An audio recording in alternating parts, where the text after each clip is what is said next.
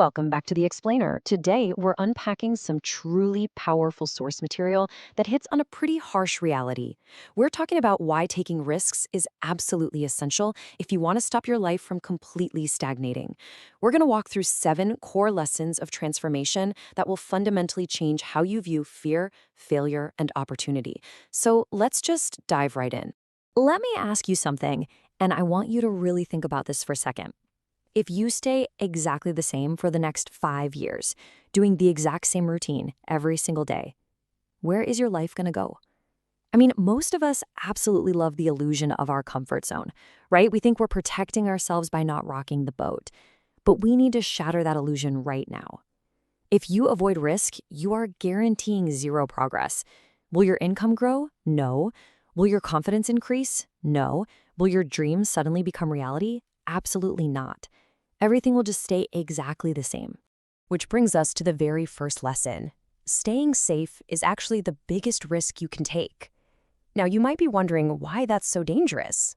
It's because the cost of staying safe is completely invisible at first. It doesn't hurt right away. Actually, scratch that. It feels great right away.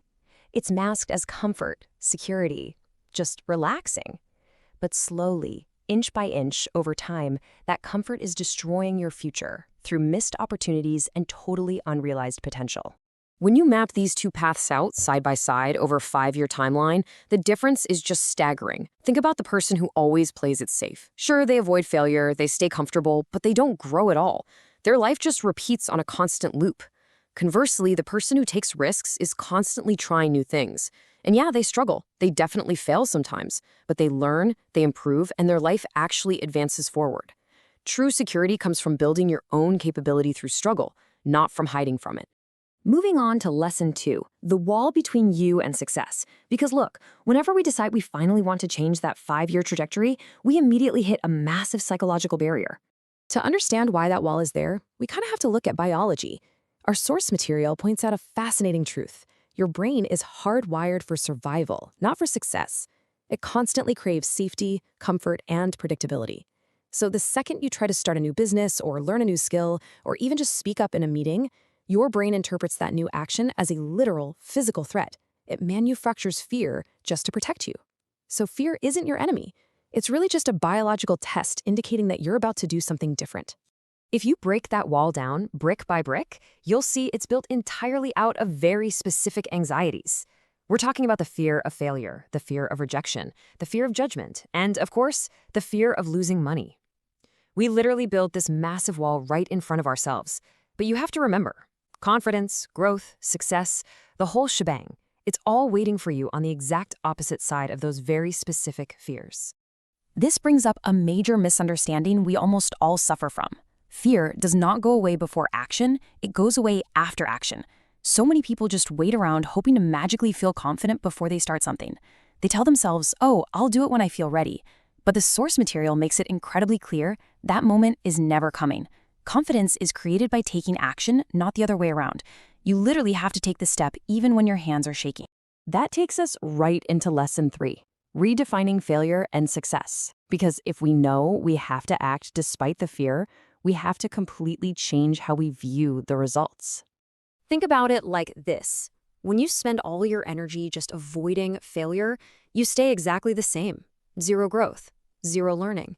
But when you actively accept failure, you gain invaluable feedback, you build incredible mental toughness, and you prepare yourself for the next level. The source material uses a brilliant analogy here. Think of a toddler learning to walk. They fall down dozens of times, right? But they don't sit there and say, well, I fell once, guess walking just isn't for me. They just get back up. Failure is not the opposite of success. It's literally just feedback. And now we arrive at the ultimate ultimatum. We've reached a critical turning point that forces a really profound choice upon us. You basically have to pick your pain. The pain of failure is totally temporary. Yeah, it might sting, and maybe people will judge you for a hot minute, but it passes, and it leaves you with lessons and growth. But the pain of regret, that is permanent. It's agonizing. It's a lifetime of asking, what if? Days, months, and years will pass. The fear will fade, but the regret, that stays forever. People might judge you for a moment if you fail, but I promise you, you will judge yourself for a lifetime if you never even try. The source is incredibly direct about looking at this from an end-of-life perspective. People don't reach the end of their lives and say, man, I really wish I hadn't failed that one time. No way. They say, I wish I had taken that chance. I wish I had actually followed my dreams. They only wish they hadn't let fear sit in the driver's seat. You don't regret failing. You regret what you didn't try. All right, moving to lesson 4, the blueprint for creating opportunities. We know the philosophy, we know the stakes, so how do we actually generate some forward momentum? It all comes down to this one core truth. Opportunities are not found, they are created. Waiting for the perfect moment or hoping a golden opportunity is just going to fall right into your lap, that is a massive trap. Opportunities are born from movement. When you take a risk and try something totally new, you introduce yourself to new situations. You meet new people. You uncover possibilities you didn't even know existed.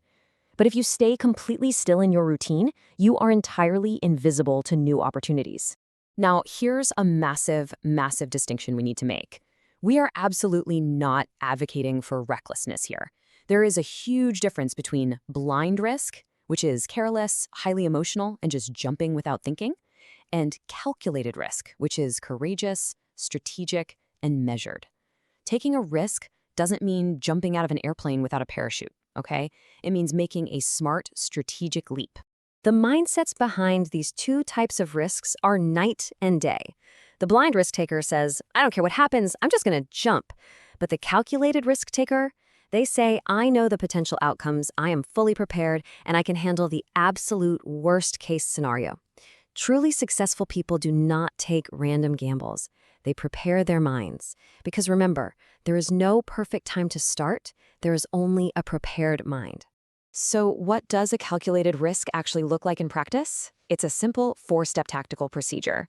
Step 1, understand the situation and know your limits. Step 2, start small. You do not need to bet the farm on day 1. Step 3, learn continuously so you can adapt on the fly. And step 4, accept total responsibility for the outcome, whether it turns out to be a win or a tough lesson.